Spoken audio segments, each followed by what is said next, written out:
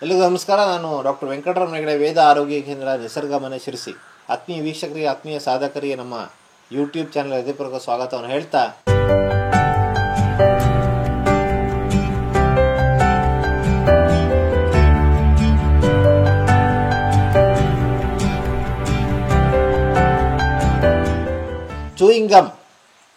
Chewing gum ಆತ್ಮಹತ್ಯೆ ಮಾಡ್ಕೊಳ್ಳಿಕ್ಕೆ plan ಮಾಡ್ತಾ ಇರೋರನ್ನ ಆತ್ಮವನ್ನು ರಕ್ಷಿಸ್ತು, ಅವರ ಜೀವವನ್ನು ರಕ್ಷಿಸ್ತು. ಹೇಗೆ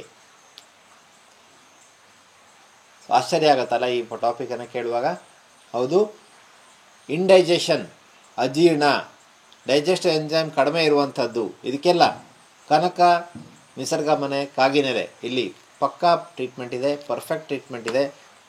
ಒಂದು ಅಜೀರ್ಣ, ಹೈಪರ್ ಎಸಿಡಿಟಿ ಈ ಸಮಸ್ಯೆ ಇದ್ದಂಥವರು ಏನು ತಿಂದರೂ ರಿಟರ್ನ್ ಬರುತ್ತೆ ಅಂತ ಹೇಳ್ತಾ ಇರುವವರು, ಅವರಿಗೆ ಖಂಡಿತವಾದಂಥ ಪರಿಹಾರವನ್ನು ಕನಕ ನಿಸರ್ಗ ಮನೆ ಕಾಗಿನಲ್ಲೇ ಕೊಡ್ತಾ ಬಂದಿದೆ.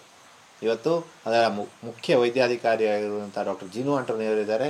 ಕಾರ್ಯಕ್ರಮಕ್ಕೆ ಸ್ವಾಗತ. ಚೂಯಿಂಗ್ ಗಮ್ ಹೇಗೆ ಜೀವವನ್ನು ಸೇವ್ ಮಾಡ್ತಾರೆ? ಹೌದು, ನಮ್ಮದು ಹಾಸ್ಪಿಟ್ಲಲ್ಲಿ ಒಂದಿನ ಒಂದು ಪೇಷಂಟ್ ಬಂದು ಅಡ್ಮಿಟ್ ಆಗಿದ್ರು. ಅವ್ರದ್ದು ಸಿಂಪ್ಟಮ್ ಇಷ್ಟೇ ಇತ್ತು, ಅವ್ರಿಗೆ ಏನು ಊಟ ಮಾಡಿದ್ರೂ ಹೊಟ್ಟೆ ಉಬ್ಬರ ಆಗುತ್ತೆ, ಹೊಟ್ಟೆ ನೋವು ಆಗುತ್ತೆ, ಅಜೀರ್ಣ ಥರ ಫೀಲ್ ಆಗುತ್ತೆ, ಡಿಸ್ಕಂಫರ್ಟ್ ಆಗುತ್ತೆ ಅಂತ. ಸೊ ಯೂಶ್ವಲಿ ನಾವು ಇದೆಲ್ಲ IBS ಸಿಂಪ್ಟಮ್ ಇರ್ಬೋದು ಅಂತ ನೋಡಿಬಿಟ್ಟು ನಾವು ಟ್ರೀಟ್ಮೆಂಟ್ಸ್ಗಳೆಲ್ಲ ಶುರು ಮಾಡಿದ್ದೀವಿ. ಬಟ್ ಎಲ್ಲ ಬ್ಲೋಟಿಂಗಿಗೂ ಒಂದೇ ರೀಸನ್ ಇರೋಕ್ಕೆ ಚಾನ್ಸ್ ಇಲ್ಲ. ಬಟ್ ನಮಗೆ ಏನು ಅಷ್ಟೊಂದು ಒಳ್ಳೆ ರಿಸಲ್ಟ್ ಬರ್ತಾ ಇರಲಿಲ್ಲ.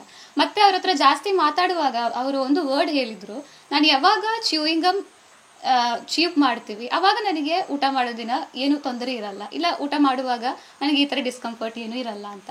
ಸೊ ಅವಾಗ ಅದೊಂದು ಕ್ಯೂರಿಯಾಸಿಟಿ ಆಗಿದೆ, ಚ್ಯೂಯಿಂಗ್ ಗಮ್ಮಲ್ಲಿ ಏನಿರುತ್ತೆ ಅಂತ.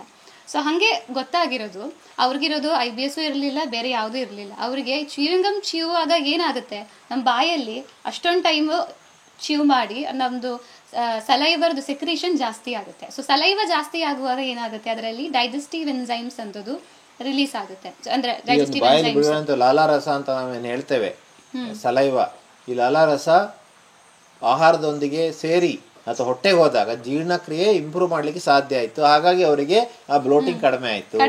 ಸೊ ಅಲ್ಲಿಗೆ ಚೂಯಿಂಗ್ ಗಮ್ಮು ಅವ್ರನ್ನ ಆ ಒಂದು ಡಿಪ್ರೆಷನ್ ಇಂದ ಹೊರಗಡೆ ಬರ್ಲಿಕ್ಕೆ, ಆ ಬೇಜಾರಿಂದ ಹೊರಗಡೆ ಬರ್ಲಿಕ್ಕೆ ಆ ದಿವಸ ಸಹಾಯ ಮಾಡ್ತಾ ಇತ್ತು. ಸೊ ಇದು ಬಹಳ ಆಶ್ಚರ್ಯಕರವಾದಂಥ ವಿಷಯ. ಸೊ ಹಾಗಾದ್ರೆ ಇಲ್ಲಿ ಟ್ರೀಟ್ಮೆಂಟ್ ಮಾಡ್ಲಿಕ್ಕೆ ನಮಗೆ ಗೈಡೆನ್ಸ್ ಸಿಕ್ತು. ಹೇಗೆ ಟ್ರೀಟ್ ಮಾಡಬೇಕು ಪೇಷಂಟ್, ಹೇಗೆ ಟ್ರೀಟ್ ಮಾಡಿದ್ವಿ? ಇವರಿಗೆ ಗೊತ್ತಾಯ್ತು ನಮಗೆ ಡೈಜೆಸ್ಟಿವ್ ಎನ್ಸೈಮ್ ಆ ದಿನ ಅವ್ರಿಗೆ ಏನು ತೊಂದರೆ ಇಲ್ಲ ಅಂತಿದ್ರೆ, ಆ ದಿನ ಅವ್ರಿಗೆ ಡೈಜೆಸ್ಟಿವ್ ಎನ್ಸೈಮ್ ಜಾಸ್ತಿ ಇದೆ, ಅದು ಇಲ್ಲ ಅಂತಿದ್ರೆ ಅವ್ರ ಬಾಡಿಯಲ್ಲಿ ಅದೇ ಡೈಜೆಸ್ಟಿವ್ ಎನ್ಸೈಮ್ ಉತ್ಪತ್ತಿ ಆಗ್ತಾ ಇಲ್ಲ ಅಂತ. ಅವಾಗ ನಾವು ಏನು ಮಾಡಿದ್ದೀವಿ, ಅದೇ ಇದರಲ್ಲಿ ಡೈಜೆಸ್ಟಿವ್ ಎನ್ಸೈಮ್ ಒಂದು ಆ್ಯಡ್ ಮಾಡಿದ್ದೀವಿ. ಸೊ ಆ ಡೈಜೆಸ್ಟಿವ್ ಎನ್ಸೈಮ್ ಆ್ಯಡ್ ಮಾಡಿ ಜೊತೆಗೆ ಅವ್ರು ಏನು ಫುಡ್ ತಗೋತಾ ಇದೆ ಒಂದೇ ಟೈಮು ಎಷ್ಟು ಕ್ವಾಂಟಿಟಿ ಅವರು ಬಾಯಲ್ಲಿ ಹಾಕ್ತಿರೋ ಆ ಟೈಮ್ ಒಂದು 20 ಟೈಮ್ಸ್ ಅದು ಅಗಿದು ತಿನ್ನಕ್ಕೆ ನಾವು ಹೇಳಿದ್ದೀವಿ. ಬರೀ ಇದು ಎರಡೇ ಒಂದು ನಾವು ಟ್ರೀಟ್ಮೆಂಟ್ ಅವ್ರಿಗೆ ಕೊಟ್ಟಿದೆ. ಅದೇ ದಿನಾನೇ ನಮಗೆ ಅದೇ ದಿನ ಅವ್ರಿಗೆ ಬ್ಲೋಟಿಂಗು ಇರಲಿಲ್ಲ, ಏನು ಡಿಸ್ಕಂಫರ್ಟು ಇರಲಿಲ್ಲ. ಸೊ ಅವಾಗ ನಮಗೆ ಗೊತ್ತಾಯಿತು ಅವ್ರಿಗೆ ತೊಂದರೆ ಇತ್ತಿದ್ದು ಬೇರೆ ಏನಲ್ಲ, ಡೈಜೆಸ್ಟಿವ್ ಎನ್ಸೈಮ್ದು ಪ್ರೊಡಕ್ಷನ್ ಎಲ್ಲ ಅದ್ರದ್ದು ಉತ್ಪತ್ತಿ ಕಡಿಮೆ ಇತ್ತು ಅಂತಾರೆ. ಸೊ ಹಾಗೆ ನಾವು ಆ ಬೇಸಿಸಲ್ಲಿ ಟ್ರೀಟ್ಮೆಂಟ್ ಕೊಟ್ಟು ಅವರಿಗೆ ಆ ಕಾಯಿಲೆಯಿಂದ ಹೊರಗಡೆ ಬರೋಕ್ಕೂ ಆಗಿದ್ದೀವಿ. ಅವರು ಹ್ಯಾಪಿಯಾಗಿ ನಮ್ಮ ಹಾಸ್ಪಿಟಲಿಂದ ಡಿಸ್ಚಾರ್ಜ್ ಆಗಿ ಹೋಗಿದ್ದೀವಿ. ಸೊ ಈ ಥರ ಅಜೀರ್ಣ ಸಮಸ್ಯೆ ಆಗಿರ್ಬೋದು, ಇಲ್ಲ ಬ್ಲೋಟಿಂಗ್ ಆಗಿರ್ಬೋದು, ಇಲ್ಲ ತೇಗು ಬರೋದು, ಇಲ್ಲ ಹೊಟ್ಟೆ ನೋವು ಇರ್ಬೋದು, ಎಲ್ಲ ಒಂದೇ ರೀಸನ್ ಅಂದಿರೋಕ್ಕೆ ಚಾನ್ಸ್ ಇಲ್ಲ.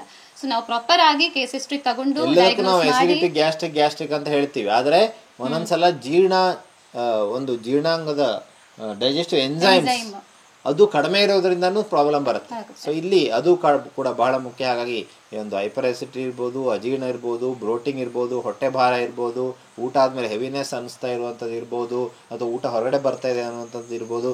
ಇದೆಲ್ಲದಕ್ಕೂ ಕನಕ ನಿಸರ್ಗ ಮನೆಯಲ್ಲಿ ಪ್ರೋಟೋಕಾಲ್ನ ರೆಡಿ ಮಾಡಿದ್ದೇವೆ. 10 ದಿನಗಳ ಚಿಕಿತ್ಸೆಯನ್ನು ಪಡ್ಕೊಳ್ಳಿಕ್ಕೆ ತಮಗೆ ಸಾಧ್ಯ ಇದೆ.